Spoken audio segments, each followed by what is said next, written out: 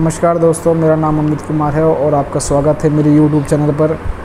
जैसा कि मैंने बोला था कि एक वीडियो आएगी मेरी Q&A वीडियो, और उस वीडियो में मैं बहुत से लोगों के कमेंट हैं उनको कवर करूंगा और उनके आंसर दूंगा।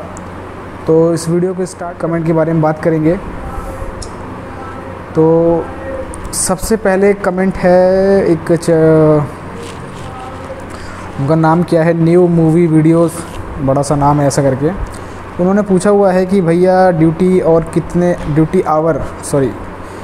आवर लिखा था उन्होंने, ड्यूटी आवर कितनी होती है एक्चुअल में, इसको लेके वीडियो बनाइए प्लीज़, लव यू, वेट कर रहा हूँ बहुत दिनों से।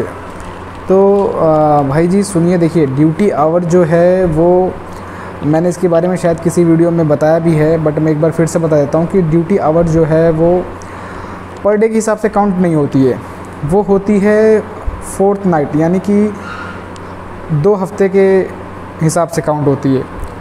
2 हफ्ते के हिसाब से काउंट होती है और 1 हफ्ते में 1 छुट्टी होती है, तो यानी 2 हफ्ते में 2 छुट्टी निकाल के 13 डेज़ की जो ड्यूटी होती है वो 104 होनी चाहिए, यानी 104 आवर की ड्यूटी होनी चाहिए 13 दिनों के अंदर। तो 13 दिनों के अंदर अगर 104 आवर की ड्यूटी होगी तो एक दिन के अंदर कितने आवर की होगी? 8 आवर की।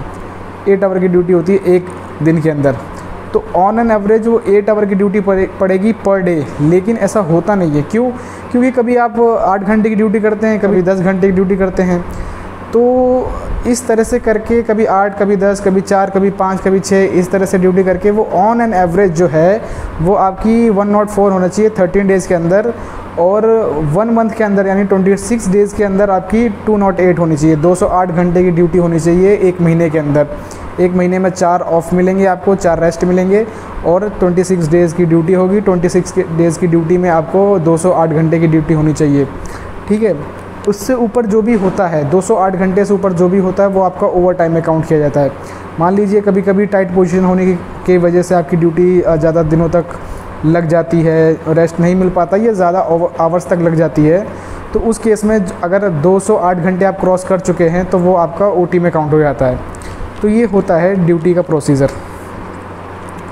उसके बाद आइए आगे चलते हैं। तो नेक्स्ट क्या है? नेक्स्ट मोटिवेशनल ब्लॉग ने पूछा है कि मैकेनिक डीजल करने पर ALP बन सकते हैं। तो हाँ जी, बिल्कुल बन सकते हैं आप ALP।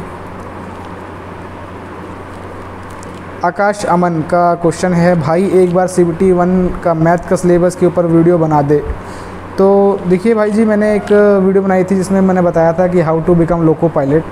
तो उस वीडियो में मैंने हर चीज़ डिस्कस करा था, एलिजिबिलिटी से लेके सिलेबस से लेके। तो अगर आपने वो वीडियो नहीं देखी तो आप देख लीजिए, फिर भी मैं यहाँ पे मैथ का सिलेबस के बारे में आपको बता देता हूँ।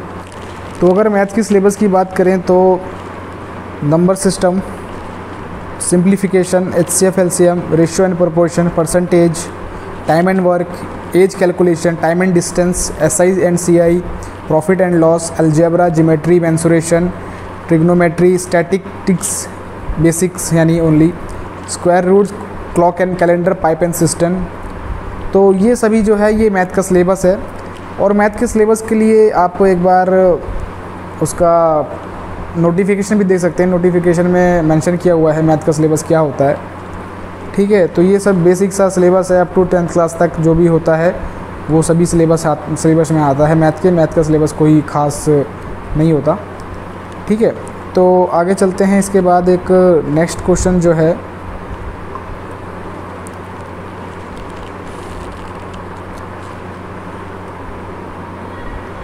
एक अभिषेक सिंह ने पूछा हुआ है कि भाई ALP की तैयारी कहाँ से करें? रिप्लाई, तो देखिए आप ALP की तैयारी कहीं से भी कर सकते हैं। आप बुक से पढ़ सकते हैं, सेल्फ स्टडी कर सकते हैं, और साथ के साथ आप कोचिंग ले सकते हैं, या फिर आप ऑनलाइन कोचिंग ले सकते हैं, या साथ आप YouTube का सहारा ले सकते हैं। YouTube पे बहुत सारा कंटेंट अवेलेबल है। मैंने भी YouTube से ही किया था, ज़्यादा कहीं इधर उधर नहीं भटकना पड़ा, और किताबों के माध्यम से। तो कहीं से भी कर सकते हैं आप तैयारी।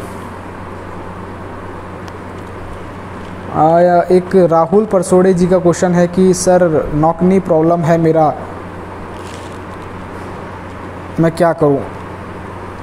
देखिए नॉकनी प्रॉब्लम है तो नॉकनी प्रॉब्लम से मेडिकल में कभी क्या अक्सर ऐसा होता ही है कि नौकनी और फ्लैट फुट की वजह से भी मेडिकल में आप छट जाते हैं। तो अगर नौकनी प्रॉब्लम है आपको, तो अभी तो नेक्स्ट वैकेंसी में काफ़ी टाइम है, तो आप कोशिश कर सकते हैं, कुछ होम रेमेडी एक्सरसाइज कर सकते हैं। कुछ आप यूट्यूब से देखिए कि नौकनी को घर पे कैसे ठीक किया जा सकता है, कुछ एक्सरसाइज करके, तो उसके माध्यम से आप दूर कर सकते हैं। ऐसी कोई बड़ी प्रॉब्लम नहीं है।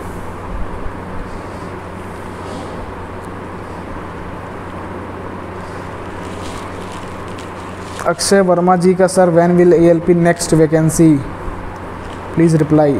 तो अक्षय जी देखिए, नेक्स्ट वैकेंसी का अभी कुछ कंफर्म नहीं कहा जा सकता है। उम्मीद ऐसी लगाई जाती है कि 2022 तक आनी चाहिए वैकेंसी, क्योंकि जो अभी तक चला आया है ट्रेंड 4 साल में वैकेंसी का, 2014 के बाद 2018 में, तो उस हिसाब से हमने 2022 तक का एक अनुमान लगाया है। बट एक्चुअली अभी देख रहे हैं कि अभी जो 2018 की वैकेंसी है वो ही अभी पूरी तरह से फुलफ़िल नहीं हो पाई है। कई जगहों पे अभी कुछ बच्चे रह रहे हैं, मतलब मैक्सिमम जगहों पे बच्चे रह रहे हैं। कोई सेकंड बैच चला रहा है, कोई थर्ड बैच चला रहा है, तो अभी उसको फुलफ़िल होने में भी पूरा टाइम लगेगा।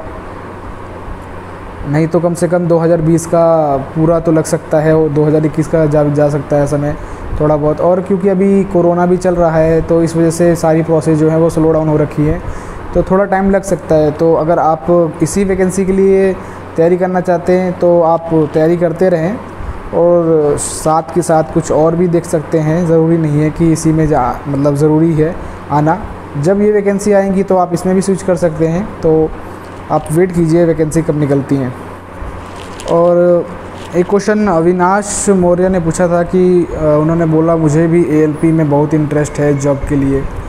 तो देखिए अविनाश जी, अच्छी बात है अगर आपको इंटरेस्ट है तो, और अगर आपको बनना है तो इसके लिए मैंने एक वीडियो बनाई हुई है, how to become loco pilot. अगर आपने देखी है तो अच्छी बात है, नहीं देखी तो एक बार देख लीजिए, आपको थोड़ी सी गाइडेंस मिल जाएगी कि आपको क्या करना है और कैसे करना है।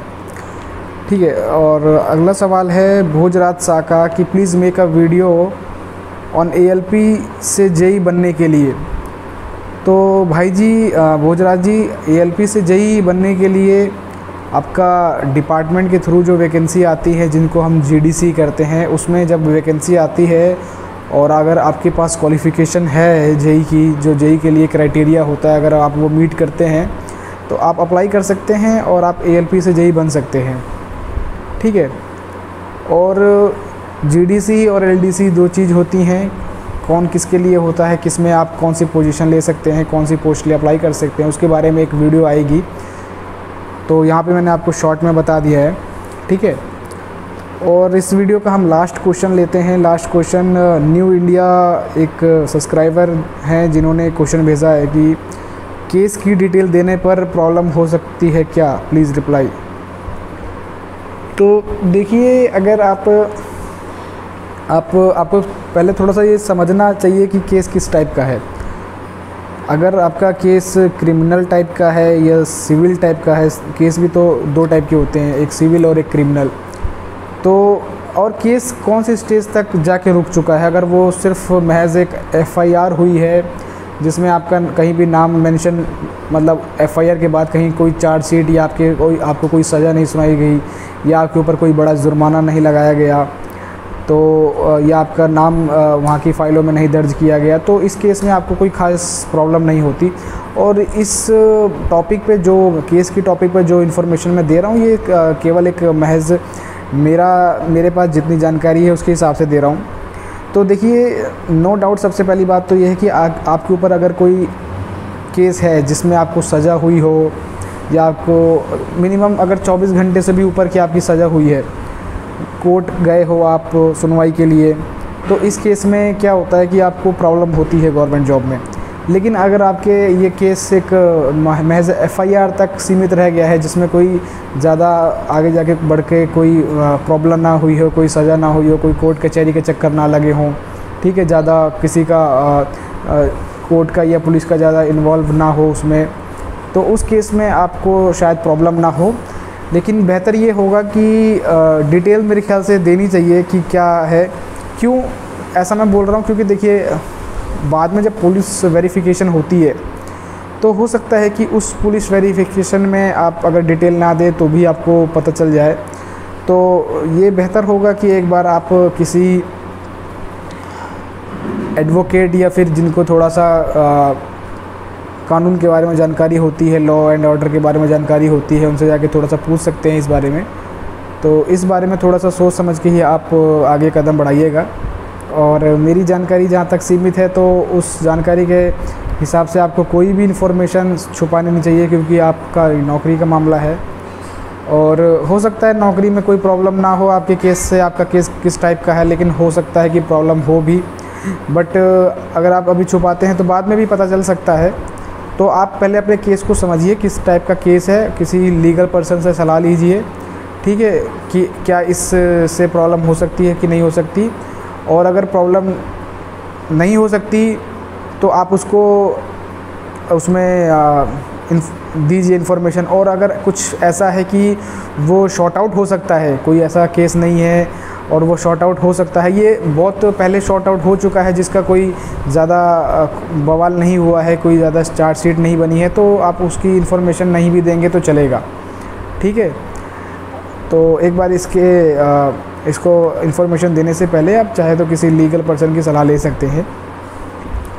तो चलिए, आशा करता हूँ कि इस वीडियो के पीछे जो मेरा मकसद था वो पूरा हुआ होगा, आपको कुछ ना कुछ जानकारी मिली होगी। और अगर आपको ये वीडियो पसंद आई होगी तो अगर आपको ये वीडियो पसंद आई है तो आप इसको लाइक एंड शेयर कर सकते हैं। और कोई भी इसके बाद भी अगर कोई डाउट हो तो आप कमेंट कीजिए, इस वीडियो पे कमेंट कीजिए, ताकि कभी फिर से जब नेक्स्ट वीडियो हम बनाएंगे इस तरह की क्वेश्चन आंसर वीडियो तो उसमें कवर करेंगे इस आपके आने वाले अगले क्वेश्चंस को। तो चलिए, इसको भी हम यहीं पे एंड करते हैं। Thank you.